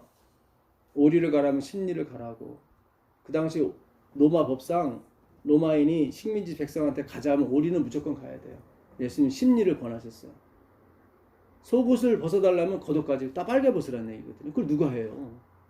근데 예수님이 하셨잖아요. 그걸 다. 아버지께서 온전하신 같이 너희도 온전 퍼펙트하라 그랬거든요. 근데 그 단어를 이룰 사람이 없어요. 근데 예수님이 다 이뤘다 그 단어가 똑같은 말. 텔로스 똑같은 말이에요. 내가 다 완전해졌다 그런 뜻이에요. 그러니까 그 그리스도를 가리키는 거지 우리 보고 완전해지라는 게 아니에요. 네. 우리가 완전할 수 있는 방법은 예수 안에 숨는 경우밖에 없는 거예요. 그러니까 원문을 보니까 너무 명확한 거예요. 네? 하늘에 계시는 아버지께서 온전하신 같이 너희도 온전하라. 예수님께서 다 이루었다. 똑같아. 테텔레스타이. 수동태야 그것도. 수동태예요. 예수님이 자기가 이룬 게 아니라 다 이루어졌다 그거예요. 자기 안에 있는 하나님께서 다 이루셨다 그런 뜻이에요. 아멘. 네, 기가 막힌 거예요. 십자가는 그분만이 지신 게 아니에요. 세 분이 진 게 맞아요. 왜냐면 테텔레스타이가 수동태이기 때문에. 현재 완료 수동태예요. 이것도 재밌는 거예요. 현재 완료 수동태가 돼버리면 과거 어느 시점부터 진 거예요. 이분이. 그게 태고부터 얘기하는 거예요. 내가 말했을 때 이미 이루어졌다 그거예요. 근데 그분이 내가 십자가를 져야지 그때부터 그분은 죽으신 거예요.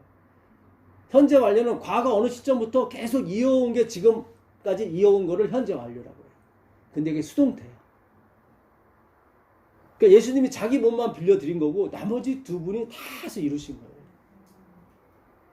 기가 막힌 거예요. 이거는 우리가 하나님의 어떤 그분들의 어떤 생활이라든가 이거를 감히 우리가 상상조차 할 수 없어요.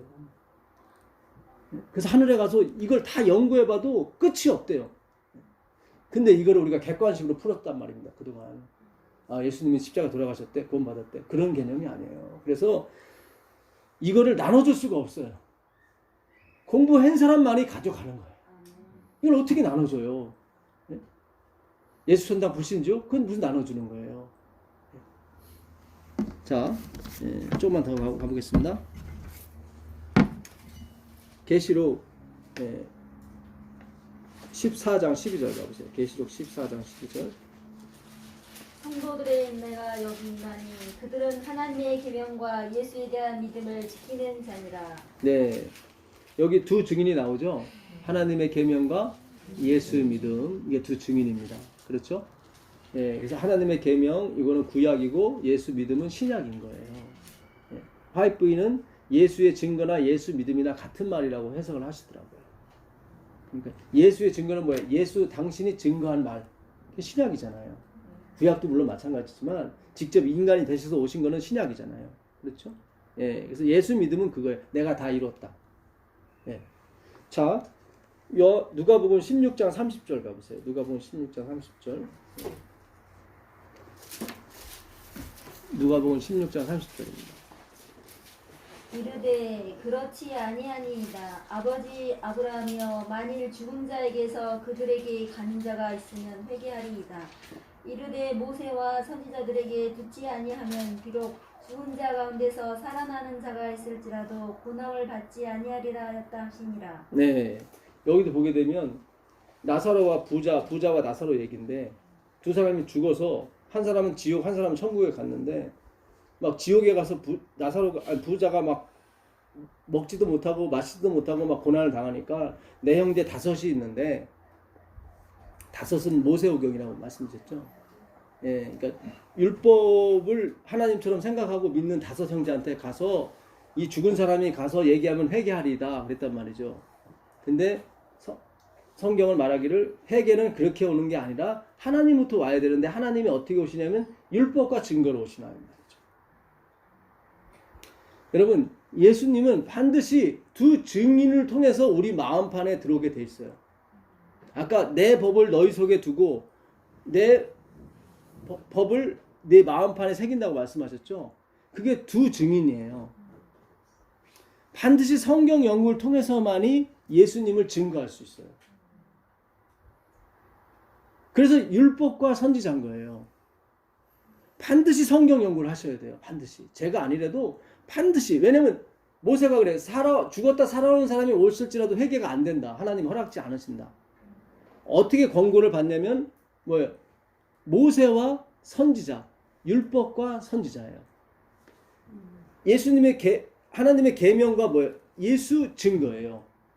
두 증인으로 예수님이 증거를 받으셔야 돼요. 그러니까 반드시 성경 연구를 통해서 그분이 증거를 받으셔야 돼요. 그분이 설명되어져야 돼요. 그래야 오세요. 자, 마지막으로 요한계시록 6장 6절 보고 우리가 오늘 마치겠습니다. 요한계시록 6장 6절 보고 마치겠습니다. 내가 내 생물 사이로부터 나는 듯한 음성을 들으니 이르되 한 데나리온의 밀한데요 한 데나리온의 보리석대로다. 또 감람류와 포도주는 해치지 말라 하더라. 예, 감람류와 포도주는 해치지 말라. 요 단어가 해석이 안 됐던 거예요, 그동안에. 그 누구도 우리 교회에서 이걸 푸는 사람이 없어요. 근데 원문만 좀 풀면은 이게 금방 풀려요.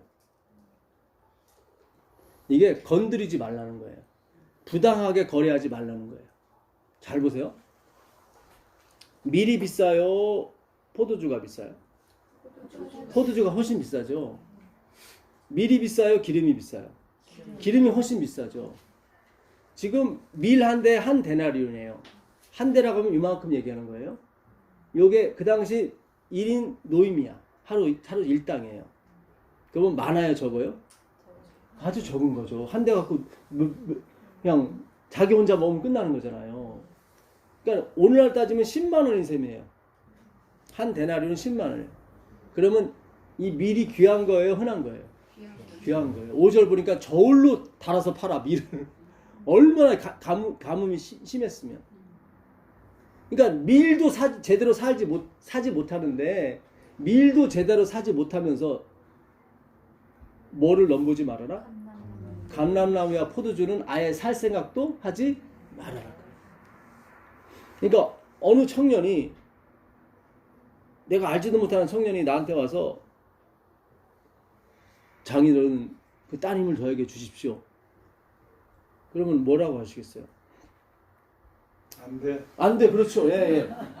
내 딸은 뭐 하지 마? 건드리지도 하지 마. 건드릴 생각하지 마. 너 어디서 왔는지도 모르는데 감히 내 딸을 달라고 그래? 그때 쓰는 말이 아디케오예요. 부당하게 대우하지 말아라. 그런 얘기예요. 밀도 못 사는데 포도주와 뭐예요? 감람류는 생각지도 말아라. 포도주와 감람류는 뭐냐면, 포도주는 뭐예요? 주님의 복음, 구원을 의미하죠.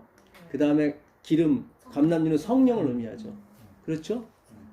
선한 사마리아에서도 그 강도 만난 자를 그 선한 사마리아인이 포도주와 기름으로 고치죠. 그렇죠? 예. 자, 이 밀은 뭐를 상징하냐면 말씀을 상징합니다. 사람이 떡으로만 살 것이 아니라 하나님의 말씀으로 살 거라고 했잖아요. 밀은 하나님의 말씀이에요. 말씀을 연구를 안 하는데 구원과 성령은 아예 건드리지도 말아라. 생각지도 말라는 거예요. 이때 검은 말이 나오거든요. 이 검은 말 시기가 언제냐면 이 뭡니까? 섞이는 시대였어요. 그러니까 313년 콘스탄틴 대제가 기독교와 이 태양신을 섬기는 걸 합쳐버렸잖아요. 그죠? 이때 죽어버린 거예요, 기독교는. 섞였을 때. 말씀이 완전히 진짜 값어치가 깨닫지 다 못하니까 진짜 말씀의 기근이 온 거예요. 그렇죠? 말씀이 기근이 왔을 때는 뭐는 생각지도 말아라. 구원과 성령은 생각지도 말아라. 근다리지도 말아라. 그게 아디케오예요. 네. 아자를 빼면 디카이오 오수나 의가 돼버려요. 근데 아는 부정어 노거든요. 네. 말씀이 없는 상태에서는 다 불이한 거예요. 네. 이게 죽은 말이에요. 그건 죽은 거예요. 그 교회는 죽은 거예요. 말씀이 없으면 죽은 거예요. 네. 그래서 우리가 확신을 하는 겁니다. 하나님께서 분명히 우리의 모임을 계속 화산처럼 타게 할 것이다. 우리 모임의 주인은 그리스도시고 그분께서 인도해 주실 것이다. 아멘. 기대를 하셔도 돼요. 우리가 처음에 본 말씀처럼 진리의 성령이 오실 것인데 너희가 출애를 당할 때, 출교를 당할 때 내가 곧 보혜사를 보내줄 것이다. 이제는 우리를 보호할 막이 하나도 없기 때문에. 그렇죠. 이제는 성령이 부어줘야 되거든요. 그래야 우리를 이제 친히 이 교회를, 우리 모임을 하나님이 친히 인도하시고 친히 뭐예요? 보호하시고 지키신다 이 말이에요. 그 놀라운 경험들이 함께 하시기를 축원하겠습니다. 네, 기도하겠습니다. 하나님 계신 아버지 감사합니다. 오늘도 우리에게 말씀을 주시고 은혜를 주셨습니다. 주님, 정말 우리가 성령께서 우리에게 충만하게 내려오시는 것을 기대해도 되겠습니까?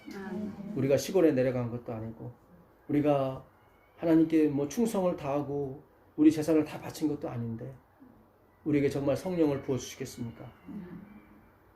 주여, 말씀을 사모하려고 하는 저희들에게 그 응답하여 주옵시고 우리가 가는 이 길이 주님 보시기에 합당하다는 것을 우리로 확신을 시켜 주셔서 목자 잃은 양처럼 방황하지 않도록 주여 인도하여 주시옵소서. 예수 그리스도의 이름으로 간절히 기도합니다. 아유, 고맙습니다. 감사합니다. 예, 감사합니다. 아이고. 저희 집에 체험 오신 분들 감사합니다.